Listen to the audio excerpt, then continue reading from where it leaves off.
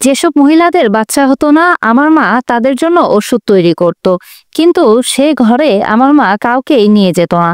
সেই ঘরে একমাত্র আমার মা আর তার চাকরানী ছাড়া আর কেউ যেতে পারতো না। কিন্তু আমার যখন বিয়ে হলো তখন কোনো বাচ্চা হলো না। আমি বললাম, মা আমার জন্য ওষুধ তৈরি করে দাও। মা খুব কঠিনভাবে বারণ করে দিল। আর একদিন আমি তার চাকরানীকে বললাম আমায় সাহায্য করতে। সেদিন চাকরানী নিজের মুখ লুকিয়ে মায়ের ঘরে গেল। মা তাকে জিজ্ঞাসা করলো যে তুমি মুখ চাপা দিয়েছো কেন? সে বলতে লাগলো যে আমার মুখ খারাপ হয়ে গেছে। তার পরের দিন সেই চাকরের জায়গায় আমি মায়ের সেই ঘরে গেলাম। আর এরপরে যে ঘটনাটা আমি দেখলাম সেটা দেখে প্রায় আমার প্রাণ বেরিয়ে যাওয়ার মতো অবস্থা। আমার মায়ের নাম সোনম। সে তার সময়ের সব থেকে বেশি পড়ালেখা করা একজন মহিলা ছিল। আর গ্রামের মধ্যে প্রথম এমন মেয়ে ছিল যে কিনা ডাক্তার হয়েছিল। কিন্তু তার পড়াশোনা পুরোপুরি হয়নি, কারণ তার বাবা এই দুনিয়া থেকে চলে গিয়েছিল। এরপরে আমার মা না বাচ্চা হওয়া মহিলাদেরকে চিকিৎসা করতে লাগলো। আর এভাবেই একদিন তার বিয়ে আমার বাবার সাথে হলো। আর তারপরে আমি এই পৃথিবীতে আসলাম। আর এখন আমার বিয়ের কথাবার্তা চলছে। আমার মা ঘরের মধ্যেই মহিলাদের চিকিৎসা করত। যে মহিলার এই চিকিৎসা করত তার বাড়িতে বাচ্চা নিশ্চিতভাবেই হতো। মা পড়ালেখা করা মহিলা ছিল, কিন্তু একটা ঘটনা খুব অদ্ভুত লাগতো। আর তা হলো, কেন একটা আলাদা করে ঘর বানিয়ে রেখেছিল মা, যেখানে সেসব মহিলাদের চিকিৎসা করত। আমার 17 বছর বয়স হয়ে গিয়েছিল, কিন্তু তখনও পর্যন্ত আমি ওই ঘরটা খুলে দেখিনি যে ভিতরে কি আছে। ওখানে শুধুমাত্র আমার মা আর তার চাকরানী যেতে পারতো। তার বয়স আমার মায়ের মতোই ছিল। সে আমার মায়ের সুখ দুঃখের সাথে ছিল। আমার মা বিয়ের আগে থেকেই তাকে জানতো। আর এখন তো তারা দুজনে একে অপরের খুব প্রিয় বন্ধু হয়ে গিয়েছিল। কিন্তু একটা ঘটনা অদ্ভুত ছিল, সেটা হলো যে মাঝে মধ্যেই তার সেই ঘর থেকে চেঁচানোর আওয়াজ আসতো। আওয়াজ শুনে যেন মনে হতো কোনো মহিলা সন্তান জন্ম দিচ্ছে সেই সময়। কিন্তু ওখানে তো মহিলার কোনো সন্তান জন্ম দেওয়ার কথা না, তাহলে চেঁচানোর আওয়াজ কেন আসতো? আমি ঘরে যাওয়ার অনেক চেষ্টাও করেছিলাম, কিন্তু মা কখনো আমাকে যেতে দেয়নি। আমার বাবাকেও কখনো সেই ঘরে নিয়ে যেত না মা।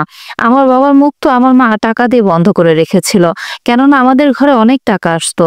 মা একটা পেশেন্টকে দেখতো আর কয়েক হাজার টাকা নিত। আর যখন তারা জানতে পারতো যে তাদের সমস্যার সমাধান হয়ে গেছে, তখন তারা খুশি হয়ে মিষ্টি, কাপড় সবকিছু নিয়ে আসতো আমাদের জন্য।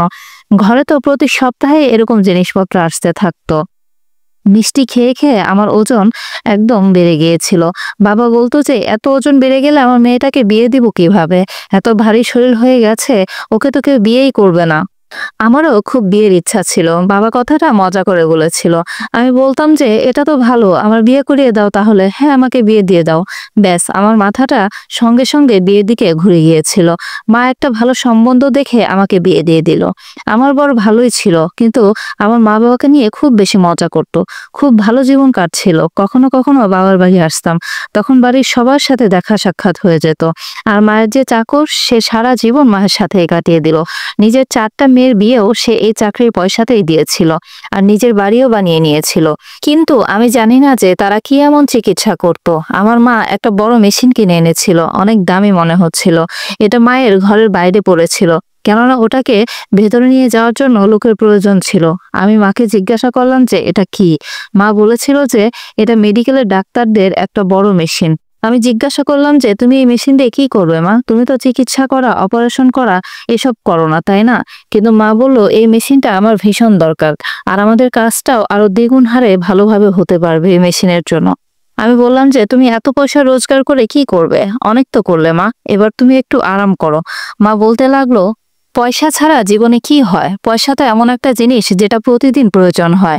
আমার শ্বশুরবাড়িতে আমার ননদের জায়ের বাচ্চা হচ্ছিল না। সেই ব্যাপারে যখন আমি জানতে পারলাম, আমি বললাম যে আমার মা সারা দুনিয়ায় মানুষের চিকিৎসা করে বেড়াচ্ছে, তোমারও করে দিবে, কিন্তু চিকিৎসা খুবই দামি।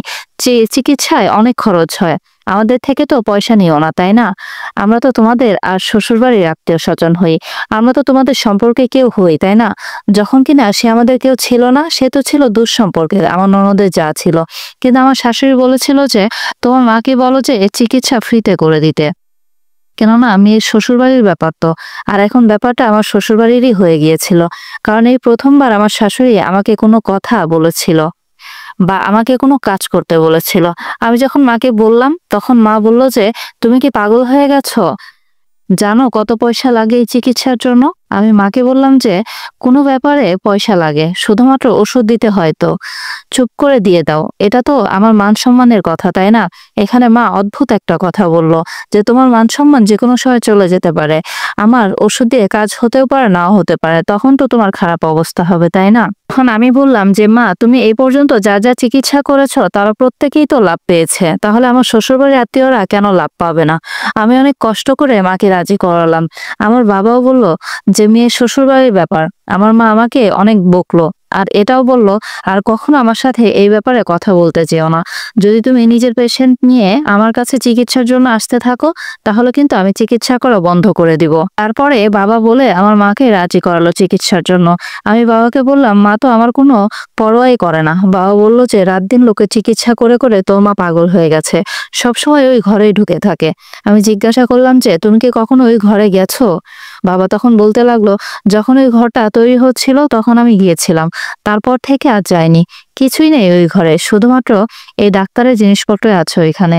একটা টেবিল আছে আর 2-4টা আলমারি আছে। কিন্তু যদি ঘটনাটা এটাই হয় তাহলে মা সেখানে কাউকে যেতে দেয় না কেন? আমার ননদের যায় চিকিৎসা হয়ে গেল। আমি তাকে জিজ্ঞাসা করেছিলাম তোমাকে কোথায় বসিয়েছিল? আমাকে বলল যে ঘরের ডাইনিং রুমে আমাকে বসিয়েছিল। আমি বললাম যে তোমাকে ঘরে নিয়ে যায়নি? সে বলল যে না, আমাকে কোনো ঘরে নিয়ে যায়নি। 2-4টা টেস্ট দিয়ে দিল আমাকে আর তারপর চিকিৎসা শুরু করলো। ওষুধ লিখে দিয়ে দিল। বলল যে যদি কপালে থাকে তাহলে বাচ্চা হবে আর না হলে এর কোনো চিকিৎসা নেই। আমি অবাক হয়ে গেলাম। আমার মা সারা দুনিয়ার চিকিৎসা করছে আর এটা হতেই পারে না। আমার মা পুরো দুনিয়াকে বলে বেরিয়েছে যে এই চিকিৎসা এটা হতেই পারে না যে বাচ্চা হবে না। তবেই তো লোকেরা আসে লাখ লাখ টাকা খরচ করে। এখন যখন মা পয়সা পাচ্ছে না তার মানে এই যে পয়সা পায়নি বলে মন থেকে মা চিকিৎসা করেনি। আমার মা তো খুব লোভী হয়ে গেছে।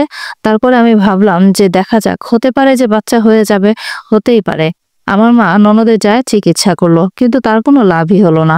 সে বলল এমনি নিজের মায়ের সবসময় প্রশংসা করতে তাই না? আমি তো কোনো লাভ পেলাম না। কিন্তু তোমার মা খুব ভালো মানুষ, উনি বলেছেন যে যখন ভগবান চাইবে তখনই কেবল বাচ্চা হবে। এতক্ষণ যে গল্পটি শুনলেন এটি একটি আপুর জীবন কাহিনী থেকে নেওয়া। এটি ছিল গল্পটির প্রথম পর্ব। গল্পটি যদি আপনাদের ভালো লেগে থাকে অবশ্যই সাড়া দিবেন, তাহলে পরবর্তী পর্বগুলো আপনাদের সামনে অবশ্যই উপস্থিত করব। আর আমার গল্প বলায় কিংবা আমার রান্না বান্না কোনো কিছুতে যদি আপনাদের কোনো ভুল ত্রুটি লাগে তাহলে অবশ্যই ক্ষমা সুন্দর দৃষ্টিতে